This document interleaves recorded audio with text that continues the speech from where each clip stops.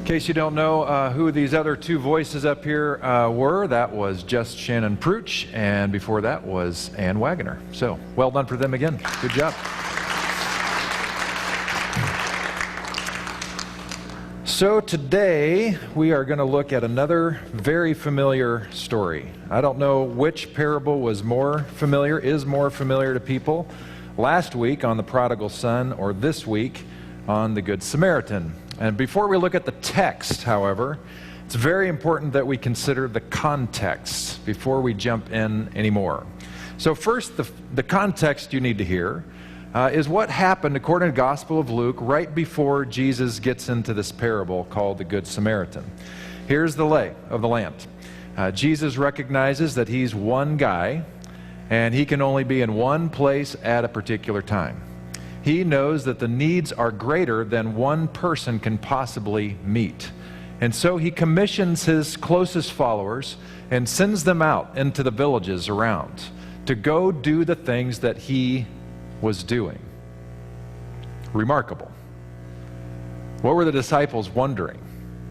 You mean you want us to go and teach like you teach, to tell what we've heard from you?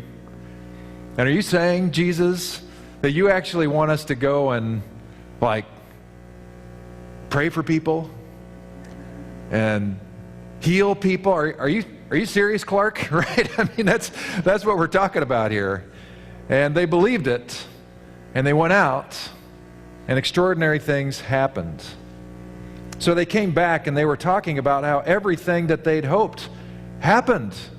That it was like the same power that was working through Jesus was happening through them. They were going out in the power of the very Spirit of God that was animating Jesus. They were teaching with boldness, and the Spirit was using them as a conduit to bring people to God's self. And not only that, when people expected that perhaps the followers of Jesus might have something to do with healing like Jesus did, they gave it a shot. And lo and behold, the Spirit worked through them to bring healing where they went in various forms. They came back just on cloud 9. Jesus collects them together and talks about them. By the way, this is crazy provocative. I know we hear this and we're like, well, that's neat. Jesus sent them out into the hinterlands, and they got to do cool stuff. Neat. But for a Jewish hearer of this text, and particularly for a Jewish leader who would hear of this stuff, it would be absolutely unnerving. Do you know why? Because these fishermen who smelled because they bathed irregularly, and whose breath still has beer from the night before on it, they're the last ones that God is ever going to use. And it's any kind of healing or any kind of prophetic word, it is not going to happen up in Lake County. It's going to happen in Napa, by golly, because we're the center of this county. We're the center of the world. And the Jewish leadership at their time, they're thinking, if God's going to do anything, it's not going to be through you losers. It's going to be through leaders like me. And not here, but at the temple in Jerusalem. That's where the healing happens. Amateurs. But that's not what happened. So that's why it's so provocative. And so Jesus gathers them around, and I don't have any text for you on the screens until I get to something else. But Jesus hears their stories, and then he goes into prayer and he says, I thank you, Father, Master of heaven and earth, that you hid these things from the know-it-alls and showed them to these innocent newcomers. Yes, Father, it pleased you to do it this way. Oh, sorry, let me correct the language here. I thank you, Daddy, Abba, Master of heaven and earth, that you hid these things from the know-it-alls and showed them to these innocent newcomers. Yes, Daddy, it pleased you to do it this way. I've been given, now he's kind of expanding to the rest of the guys, I've been given it all by my daddy, Abba. Only the Abba knows who the Son is, and only the Son knows who the Father is, the Abba. The Son can introduce the Abba to anyone he wants to. He then turned in a private aside to his disciples. Fortunate the eyes that see what you're seeing. There are plenty of prophets and kings who would have given their right arm to see what you are seeing, but never got so much as a glimpse, to hear what you are hearing, but never got so much as a whisper. So that's what happens right before the next thing happens. The audience who's hearing this, both if Luke is right in his memory about what was transpiring, people are just kind of like stunned. This is happening. And then later on, for generations and generations, the same kind of stun was going to happen until it became too familiar and we lost it. So right after this prayer ends, right at the amen, we get into the famous parable. Just then, a religion scholar stood up with a question to test Jesus.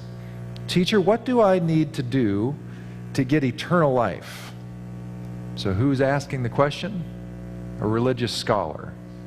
Why is Luke remembering it this way? Because it's the religious scholar who just got offended. Because he found out he wasn't as in the inner circle as he thought he was. So juicy. So Jesus answered, well, what's written in God's law? How do you interpret it? I love how he says, how do you interpret it? Because that's what we do all the time. We're interpreting what the text is. And the religious scholar said, that you love the Lord your God with all your passion and prayer and muscle and intelligence, and that you love your neighbor as well as you do yourself. Good answer, said Jesus. Do it, and you'll live. Looking for a loophole, like a good lawyer does, he asked, and just how would you define neighbor? Now, there's some context here as well, because Jewish people at that time considered only other Jewish people their neighbor and nobody else. So Jesus is about to give them a whopper. And before we get into this story, you need to know something. We call this story the parable of the Good Samaritan. Any Jewish person in Jesus' day, if he would have said, let me regale you with the story of the Good Samaritan, every Jewish person in the audience would cringe. You know why? Two reasons. One, he mentioned Samaritans, and no Jews liked Samaritans in his day. And it was reversed, right? The Samaritans hated the Jews as much as the Jewish people hated the Samaritans. And the second thing that they would be scoffing at is, what did you call that Samaritan? You called that Samaritan good? There is no such thing, sir, as a good Samaritan. That's the context that we have. We have people who shouldn't have been doing what they were able to do, but they were used by the Spirit of God to do incredible things. It ticked off a religious scholar who Jesus was sort of recognizing, you need to hear and see what just happened. And now Jesus is about to tell a story to put this guy in his place and to teach us yet again just how powerful is the grace of God. So Jesus answered by telling a story to the question, how would you define neighbor? There was once a man traveling from Jerusalem to Jericho. On the way, he was attacked by robbers. They took his clothes, beat him up, and went off, leaving him half dead. Luckily, a priest was on his way down the same road. But when he saw him, he angled across to the other side. Then a Levite, religious man, showed up. He also avoided the injured man. A Samaritan, traveling the road, came on him. When he saw the man's condition, his heart went out to him. Let's just reread that. A Samaritan traveling the road came on him, and when he saw the man's condition, his heart went out to him. He gave him first aid, disinfecting and bandaging his wounds. Then he lifted him onto his donkey, led him to an inn, and made him comfortable. In the morning, he took out 2 silver coins and gave them to the innkeeper, saying, take good care of him. If it costs any more, put it on my bill. I'll pay you on my way back. Now, what do you think? Which of the 3 became a neighbor to the man attacked by robbers? The one who treated him kindly. The religion scholar responded. Jesus said, go and do the same. What a story. Like last week's parable, I've probably taught on this 10 or 15 times. And I hope there's something new here to look at today as we take a different take on it. But before we get to the story and unpack this a little bit, I've been watching this commercial that is, it is so audacious and so heartwarming. I love it. And many of you know Crosswalk member Tom Conwell. He and his wife Linda have been members of this church for a very long time, and their health prohibits them from coming to Crosswalk. But when you see this guy and this commercial, you're going to think, that could be Tom Conwell, or it could be Tom Conwell's brother. Now, I can't verify if it is or is not, and he may not admit to it if it is, but you got to see this video. Here we go.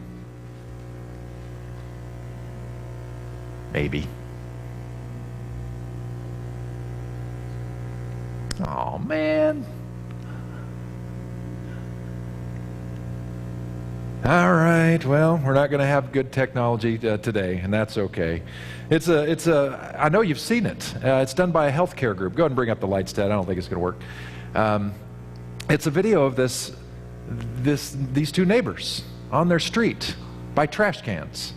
And on one side of the street, you have this adorable African-American girl who's holding this stick, and she's dancing around like this, you know, she's busting a move, and as soon as she's done with her little move, she like does this thing like a handoff.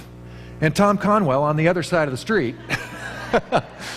he takes it, and he's like, okay, this is my time to riff. And he starts dancing like an older white man probably would, which is not good at all. And then as soon as he's done, he passes it back to her, and she busts a move, and she's doing all kinds of cool stuff, and throws it back to him, and he busts his move, and she's cracking up and just giggling like this, and it just kind of comes down to an end. And at the end, you just see these two people across the street from each other, neighbors, who've exchanged something that's beautiful, that something transpired there in kind of an unusual way, given our country and our country's history, that something bridged a gap here that just brought two people together, even though they were doing their dance off from respective sides of the street. You know the commercial I'm talking about? Have you seen it?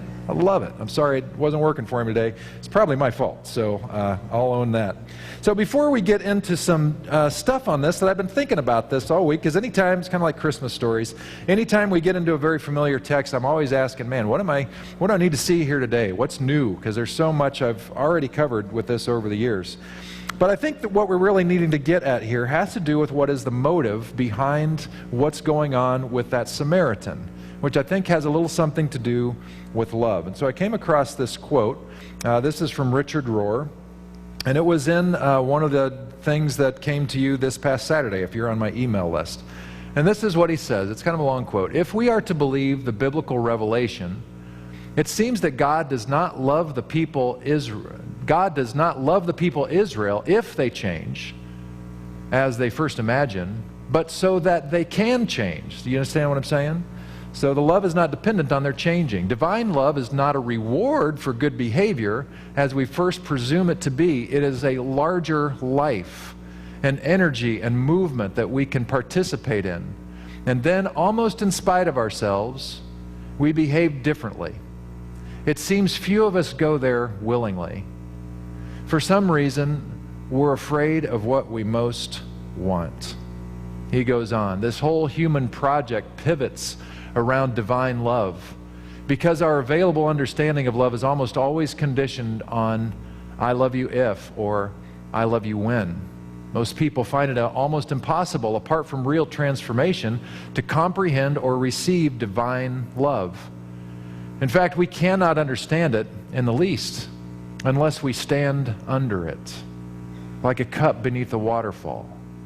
When we truly understand divine love, our politics, our anthropology, our economics, and our movements for justice will all change. That last sentence says it all. When we truly understand divine love, our politics, our anthropology, our economics, and our movements for justice will all change. So part of what I'm looking at today, I'm just wondering what happened to the Samaritan pre-Jericho journey.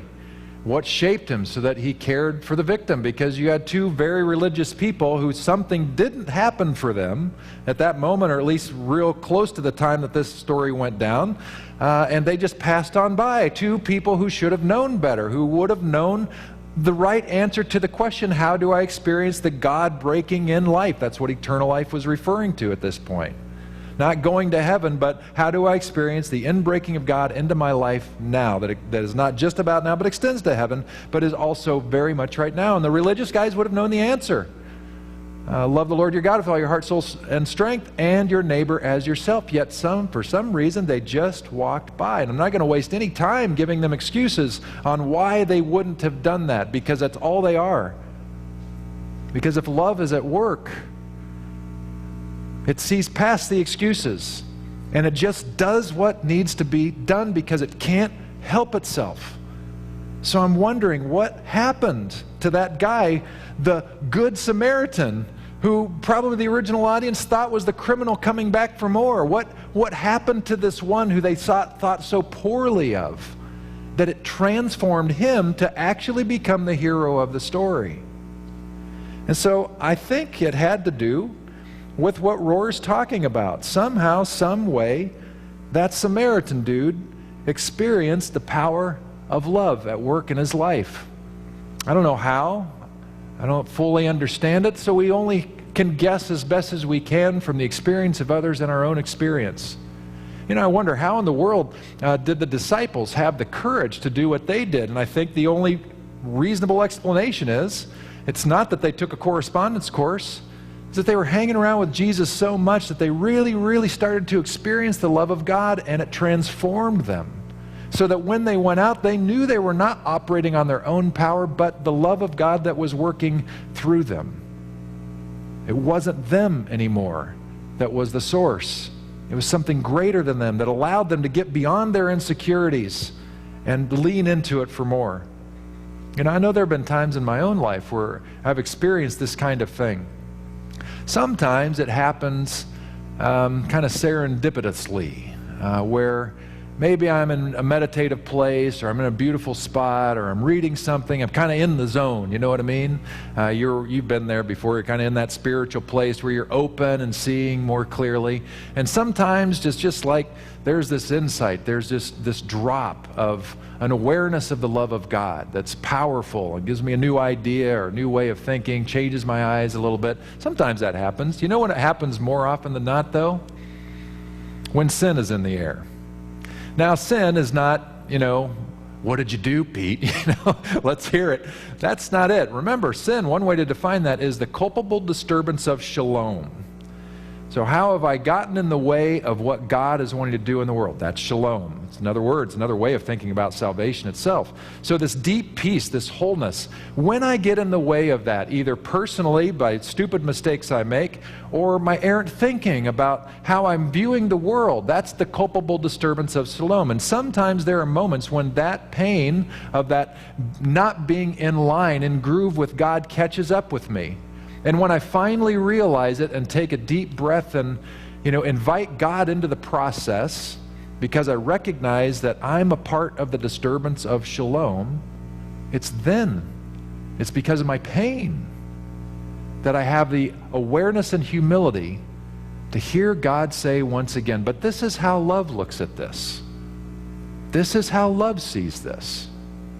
Sometimes it's about me and my own mistakes, personal sins. But sometimes it's just about how I see the world. And about my attitude and my perspective. And it's like God catches up and says, hey, Pete, I know this is how you see it, and I know why you see it that way, but let me tell you how love sees it. Because it's different than how you're viewing. And thank God for such moments. Thank God that in my moments of disturbing shalom, God comes back with shalom to help me see. This happens for other people in surprising ways. I have a friend that was telling me a story that's just pretty wild. So this friend of mine did not grow up in a Christian home, or at least not a home that practiced Christianity. He got into his working life and well into his adulthood, a friend at work introduced him to the faith.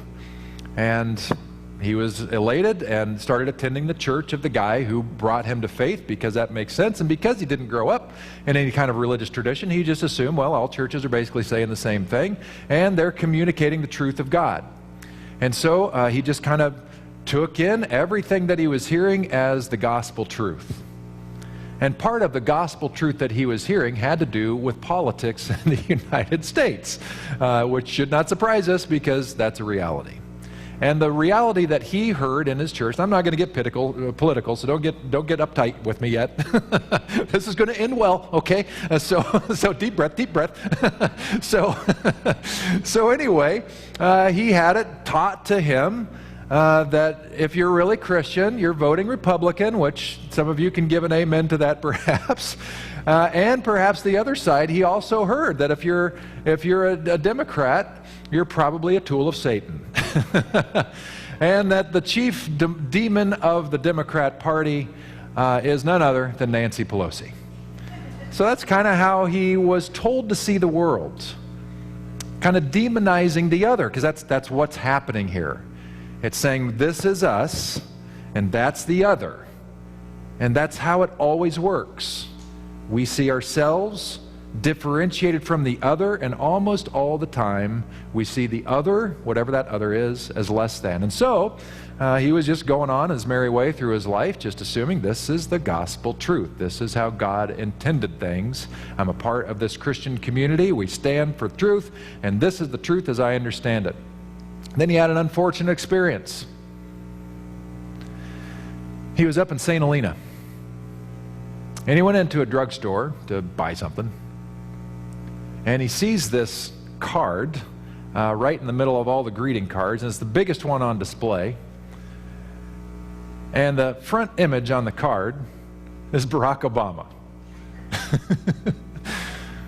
Standing next to him, also looking at cards, Nancy Pelosi. And so this guy, who's got a pretty good sense of humor, he taps her on the shoulder and says, hey, do anybody know who this guy is? And she just starts to laugh. And then she introduced him to her grandchildren who were with her. And they had a 10-minute conversation that would have gone longer. But my friend wanted to call off the conversation because he didn't want to intrude on this grandma's day with her grandkids. And he went home and he told his wife, you'll never guess who I met today. Who? A grandma and her grandkids. It changed the vision of a person so that he no longer demonized the other, but saw the human being. That is an inbreaking of the love of God. I've had this kind of happen to me. I don't know what was exactly happening, and I didn't know that this had even happened until like literally just a few years ago. I don't even remember why my old college friend posted this on Facebook because of whatever I posted, but she remembered a time, this is probably in my junior or senior year of college, and as a student, I was in charge, this won't terribly surprise you, I was in charge of the student ministry stuff happening on campus for Ottawa University in Ottawa, Kansas. And we were hosting some kind of fun event, cool event, and it was kind of early in the fall, and we're going to go do something fun and all that. And one of the freshmen who was there got some kind of a allergic reaction to something. And we're talking about, okay, we need to help this kid. He didn't have his own car, and we're not on campus. We needed to get him to a doctor. And so we're all just kind of looking around, and nobody's volunteering. And so I said, well, I'll take him. You guys go run with this thing. Have a great time. If we can catch up with you, great. But let me take this. And for whatever reason, that startled my friend. And for however she saw me before that, I don't know if it was because I was the leader of what was happening and didn't think that I would do that to send it off or whatever, but she said in this Facebook response that my eyes changed about you and who you are and what you care about. And I didn't even know there was anything to change, But somehow love did something in her. And I had the same thing happen to me in college.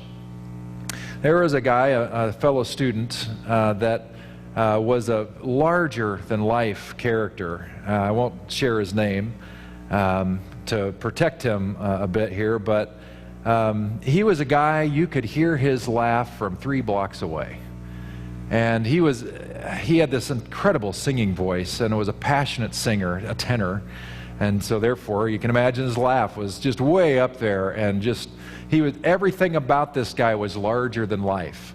And I grew up in a household which was not larger than life. It was, okay, we're going to keep everything kind of calmed down here, everybody. No loud noises, no shouting, please. That was kind of the environment that I grew up in. And so anytime I was around this guy, he was always, shouting off. And sometimes he would use language that would make a sailor blush, kind of a thing. And he didn't care who was around. And so I was kind of unnerved about that, because I grew up in kind of a bubble, and I didn't know what to do with that. And he was gay. And I wasn't quite sure at that point in my life, how do I navigate this? I don't know him well, and just lots of confusion going on in me at 18, 19 years old.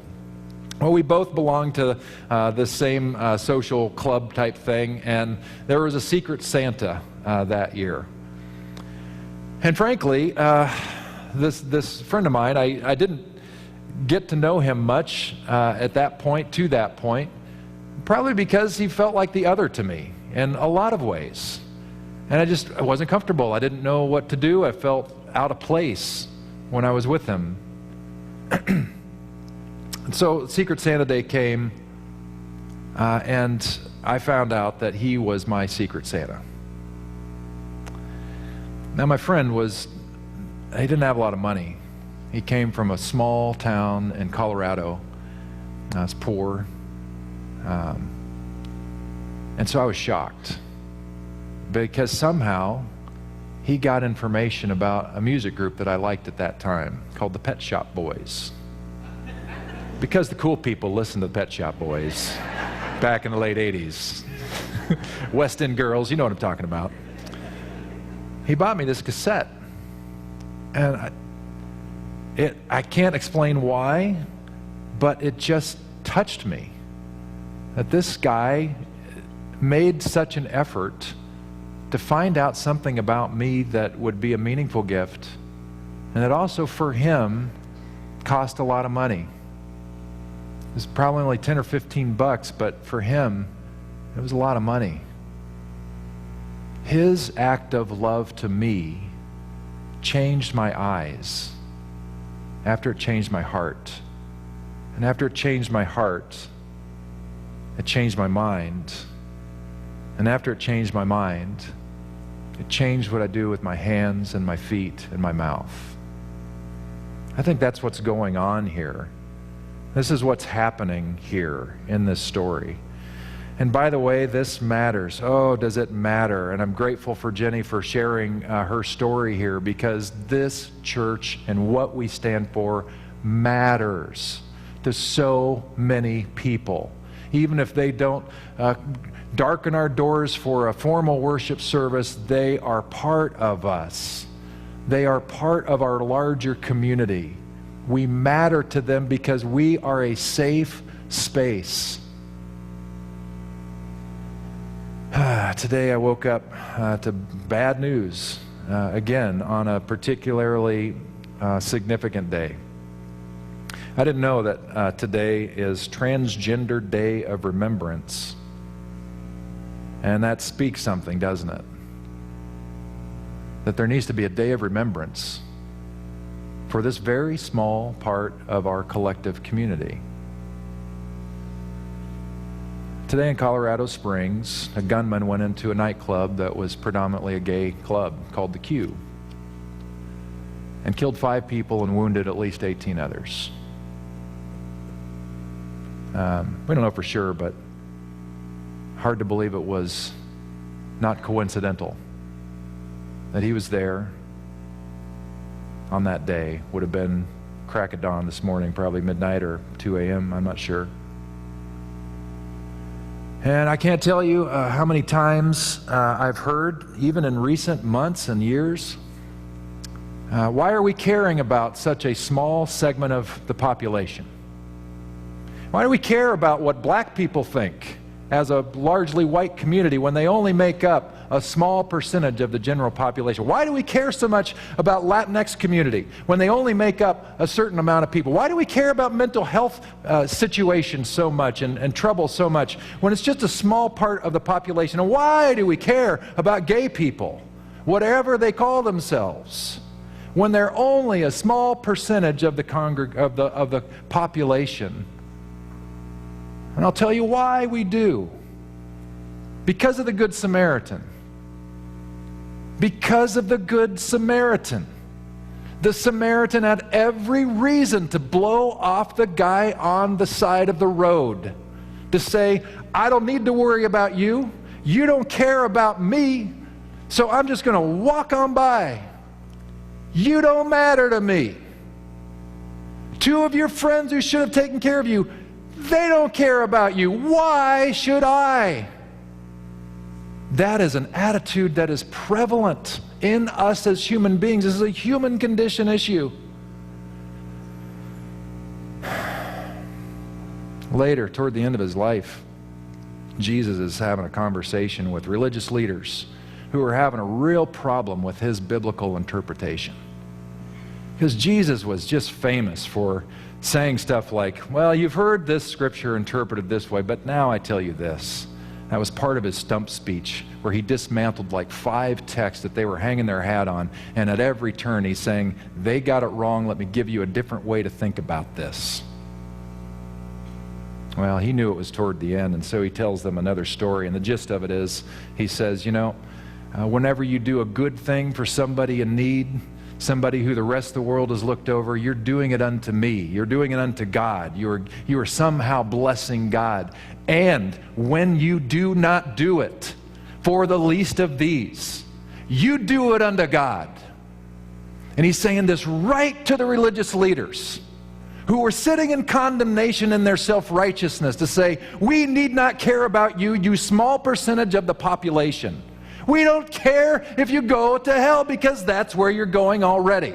You might as well get a taste of it now. Maybe it'll turn you around. Maybe it's a good thing that some gunman went into a club and shot some people up. Maybe some churches are saying today, maybe that's good because it'll finally wake people up to the reality that it could be worse.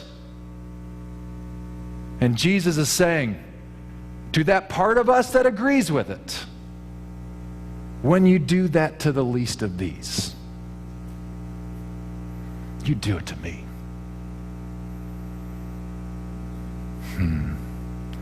This matters. This matters. Many of you know Crosswalk's story. You know my story. Here's a pride point. Many times over the past several years, we have received scorn for doing things, for being in trouble, for doing things that Jesus did. And we've received scorn for the reasons why Jesus did those things. And I'm here to tell you, I'm okay with that. If we are charged guilty for truly walking like Jesus, I'm okay with that. Because that's who we are. The Good Samaritan is not some nursery tale that we paint on the side of a wall. It's not this lightweight, easy, wonderful Hallmark experience. No, it is penetrating. And no matter who you are, it penetrates. The LGBTQIA plus community, this whole issue is going to be one of the next issues that history will look back and say, we have learned that there is a wide spectrum of understanding about human sexuality. That while people may be born in this particular way, their assigned gender, there are more complexities to that than could ever have been realized.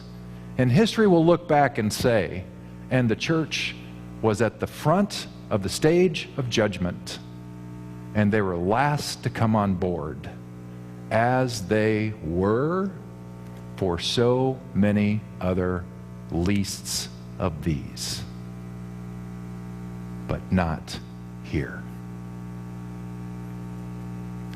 I want to say something not to sound all macho, but if you have a problem with that, you have a problem with me. But you don't really have a problem with me.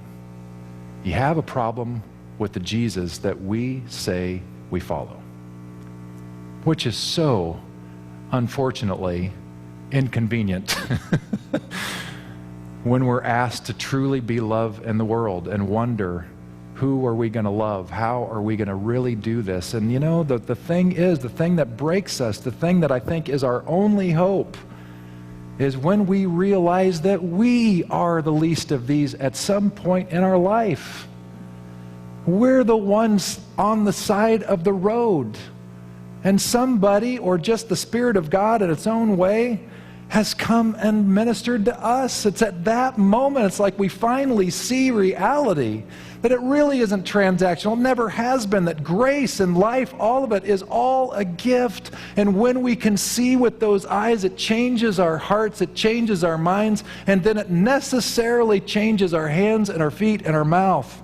Our anthropology, our economics, our politics, everything changes when we are transformed, not by some critical thinking, not by some lecture, but by the love of God. It is the only hope for the world.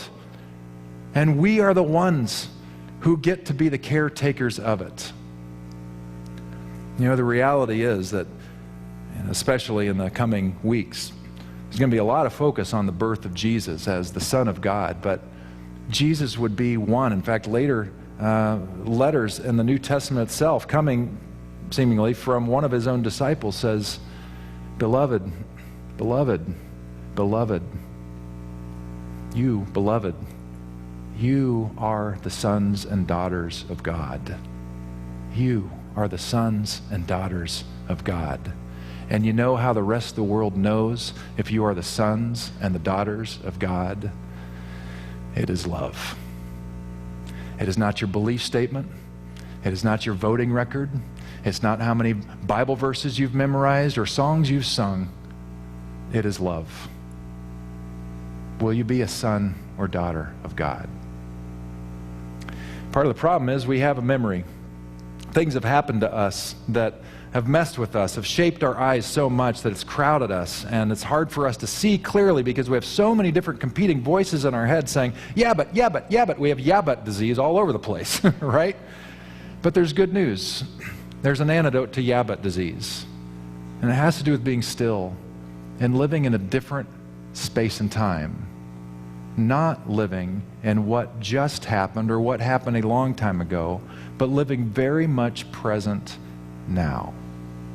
I think Jesus had to do this regularly, break away from all the noise, so that he could leave yesterday behind where it needed to be, not in denial that it never happened, but he just needed to come back to be in touch with right now and who God is in him right now, and remind him of himself, who he is right now, because I think he discovered that when he could do that and let go of all the noise and all the things that everything is said to him about himself, when he could let that go and just be completely focused on the love of God over him, he could finally see clearly. He could finally do what God wanted him to do powerfully. And I think that's available to us. It's hard to sustain, it's hard to remember to do it, but it's possible. And I want to lead you through it now, if you will. So if you could get comfortable, we're going to end in this meditation experience. And by the way, the last thing I wanted to do today would be to make you feel guilty about being the Good Samaritan. No, I want you to feel passionate about who God is for you and what God has done for you so that we can be that person for others.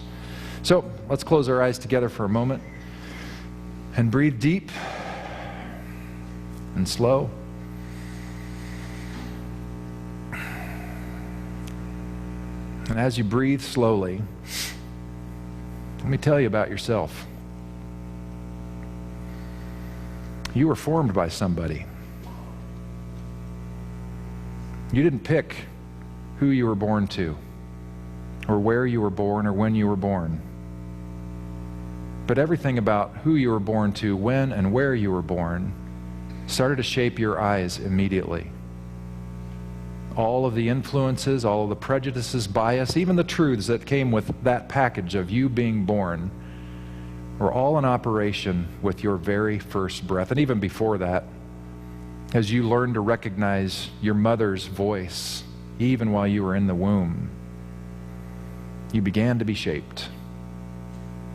Your genetics have shaped you to particular preferences.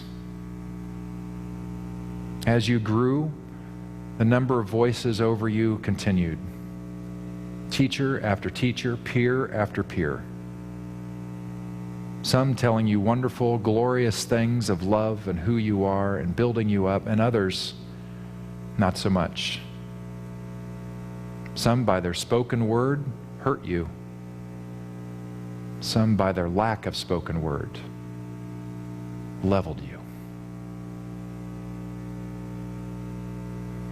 This went on for your whole life. More teachers came into your world. Voices you don't even really know.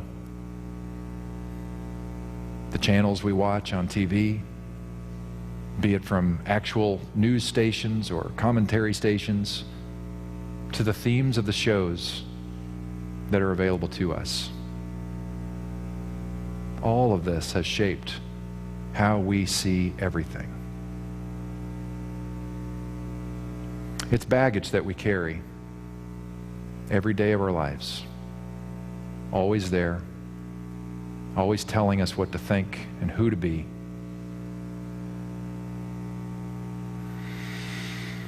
And it is heavy, and it is thick. Sometimes we don't even know who we are. We don't even know what to think.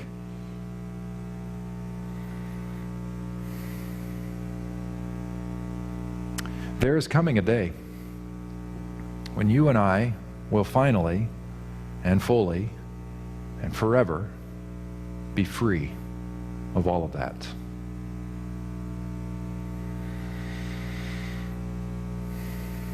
It is when we will draw our last breath with these lungs of ours. It's a guarantee.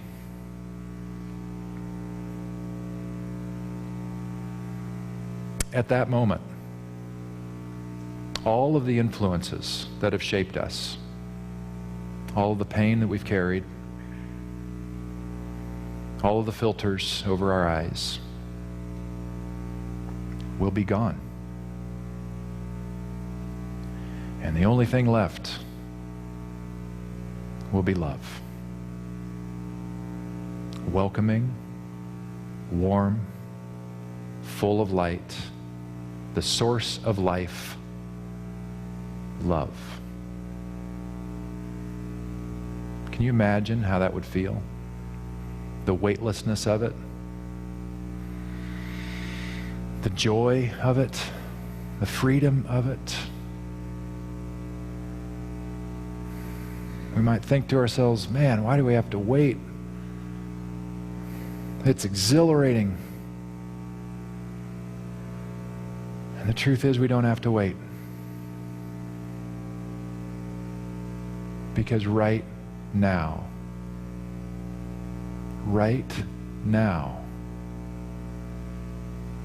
we can let go of all that has formed us, even if for just a split second, and just know that we are deeply, profoundly, provocatively, prodigiously loved. Not because of anything you've done, but because of who you are. You're a child of God. And this Daddy just loves you and wants you to be free.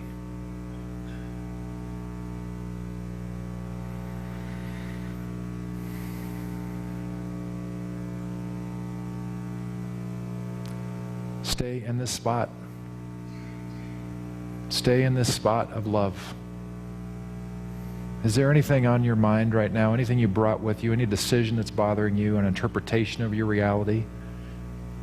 Bring it into that space where love abounds, where you are fully identified as a child of God, fully loved.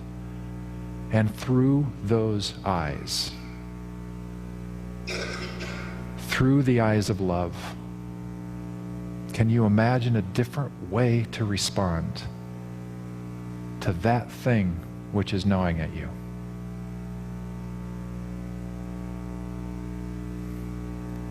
Listen to that. Spirit of God, we hear the story of the Good Samaritan, and we are so conflicted because we so want to be that Good Samaritan. We think, oh, we just got to try harder. And we just got to remember, as adding it to our to-do list, okay, be nice to people who are disenfranchised and on the side of the road. Make sure I tick that box whenever that happens. But that's not it. You never meant this to be some legalistic thing. You meant this to be a natural response out of our knowing that we are so deeply and profoundly loved that we can't help but love. That is how we will be defined. So God, oh God, God, break through that we might be your sons and daughters, that the world might know that they are loved because your love is broken through.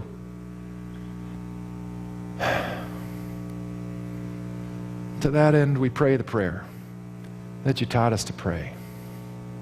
Our Father, who art in heaven, hallowed be thy name. Thy kingdom come, thy will be done on earth as it is in heaven.